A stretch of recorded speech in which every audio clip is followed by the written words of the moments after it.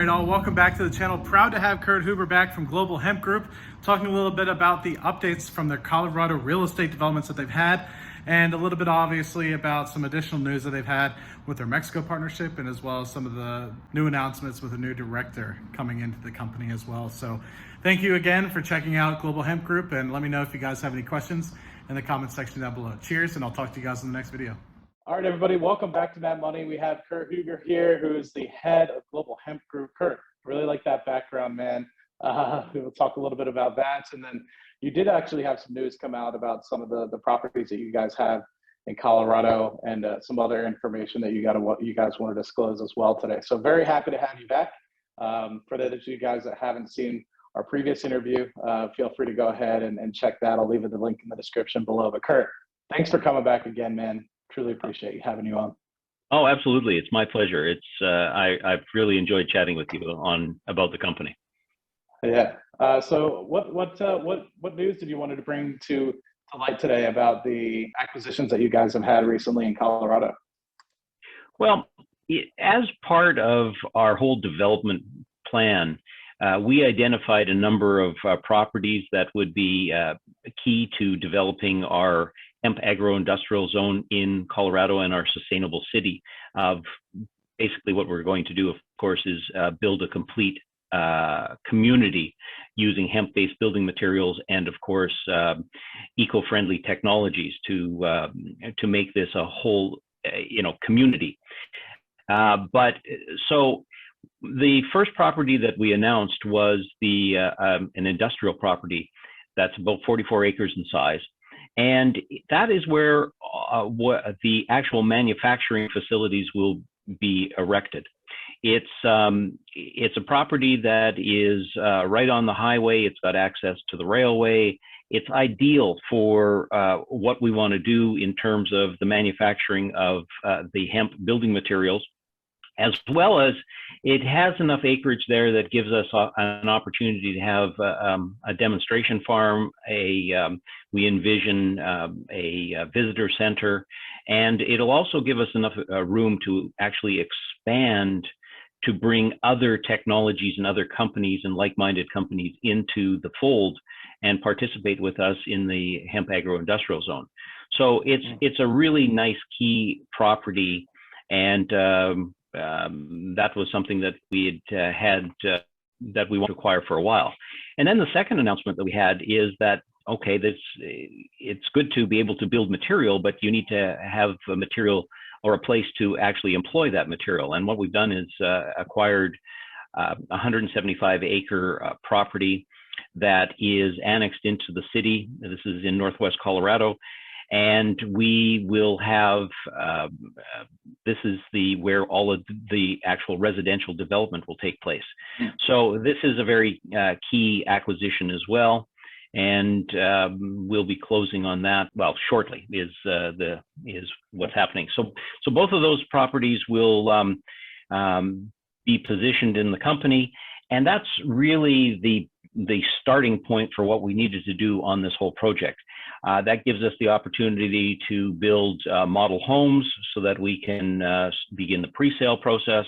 It will allow us to develop the whole large-scale community that we envision taking place here in Colorado. So it's very exciting to have that. That does seem really exciting. And I guess my quick question would be is at what point do you guys think you'll have a model home for some folks to be able to come and visit and see what you guys are doing in terms of making progress over in the northwest Colorado area? Yeah, well, we are obviously, once all of these transactions close and we take possession, we can begin the process to get all of the required permits. Fortunately, the residential property has been annexed into the city, so this is a great step forward. So there's not necessarily all the prerequisite work that would be required if it was just a raw piece of land and you're trying to build a community. With respect to the model homes, as soon as we can start, we certainly want to do that.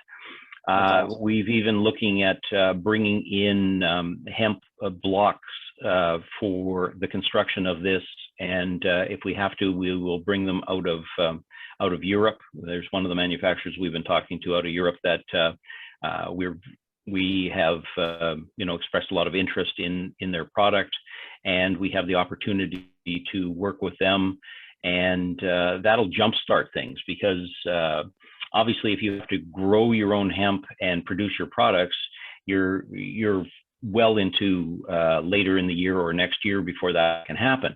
So Right. this will kickstart things. So we will do the development work as quickly as we can. We really hope to see construction start before the end of the year. And awesome. One of the things that we're looking at building is a large scale warehouse / office facility on that industrial acreage, probably somewhere in the neighborhood of 10 to 20,000 square feet. So a lot of this stuff, and in particular, the building materials can be made over the winter while the weather is a little inclement in Colorado. And, right. So we're looking at that. We want to make this an all year long operation. And so you'll have tremendous year-long employment for people, and we're certainly looking at the local community and employing as many people as possible from the community. That's really awesome. I think one of the things that I was questioning, I think last time we met, but also I think is important for me to kind of hear again, is obviously you guys are going to be trying to kickstart with the products you're going to be able to source from Europe. But once you guys are up and running, you're able to source and grow your own hemp to be able to utilize in these hempcrete products. You're obviously going to be building those building those buildings and those sustainable homes utilizing your own products. But at what point do you guys think that you'll be able to help sell those hemp blocks and hempcrete blocks to other communities so that they can also kickstart their sort of sustainable housing sort of agendas and communities? Yeah, and we really like the block technology. Obviously, very topical right now with respect to home construction is the cost of lumber. And if you can, and it's changing the metrics of cost of housing dramatically right now.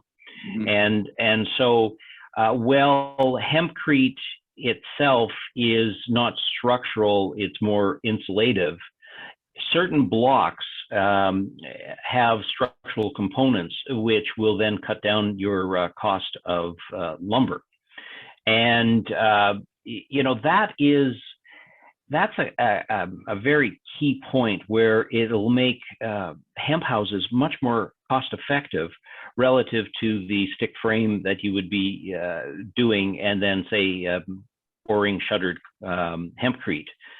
So that's why we like the blocks. That's why we believe that as we continue to expand our acreage and grow more hemp, we'll have the opportunity to overproduce the blocks, certainly more than we'll be able to consume for ourselves, and be able to begin to market those throughout the country. And I think that you're starting to see some more traction of the hemp building materials coming. I was talking with a group here the other day. They're building a house in Pennsylvania, and they're starting to attract a lot of attention because of that from the building professionals, things that people like the architects and the planners. And I think that as we progress forward here, we're going to see more of that. And what's going to happen is that as more people take up the idea of hemp, they're going to be looking for things like these blocks that are manufactured. So that'll give us an interesting market as we proceed forward. Initially, everything that we produce will be used in our own development. When it passes critical mass is still being calculated, but it looks like certainly we'll be able to market the products in the second year. We'll have some leftover blocks that. First is take care of ourselves and then market to the rest of the world as we can. Sure, for sure. Yeah, and as you guys find more land to develop and set up other communities elsewhere, you obviously have the manufacturing capability to be able to utilize your blocks that you're going to be building the warehouse for those projects as well going forward. Absolutely. But with that land deal, the residential as well as the commercial deal, you actually brought an additional person on. So do you want to tell us a little bit about Roger? Sure. We just announced, as a matter of fact, just yesterday, that Roger Johnson, who is the president of Western Sierra Resource Corporation, and the people that had developed the water assets for this project, we invited him to come onto the board. He's lived in this area for the last 2 decades, and so it's great to have somebody on the ground that can certainly oversee the project. But his experience is really in the development side, real estate development, and he's been doing that for the last 40 years. So he's has a tremendous amount of expertise in this area, has developed a great part of acreage in this area, has built close to 100 homes. So he is an ideal person to be on the team. Plus the fact that I've known him now since we first met back in 2014 when we first envisioned this project, and kept in touch and been over this period. And so it's really good to have him come on board. I'm looking forward to working with him. Well, we work very closely now anyways, but this was the natural progression as to have him come on to our board. Right. Yeah. That's seems like it's a natural fit, obviously, to bring him on and leverage his expertise going forward as you guys continue to expand, not only in Colorado, but elsewhere across the country, as you guys eventually begin to build out, obviously, the Northwest Colorado area, but also as you guys begin to look elsewhere to further the communities as well. Sure, that's always an opportunity.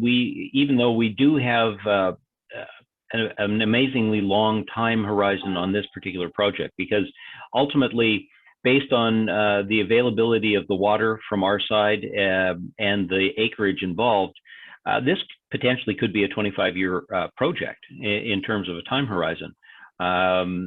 There's that kind of pent-up demand with affordable housing in this area. So, we're in it for the long run. We have a very ambitious vision that we will execute here.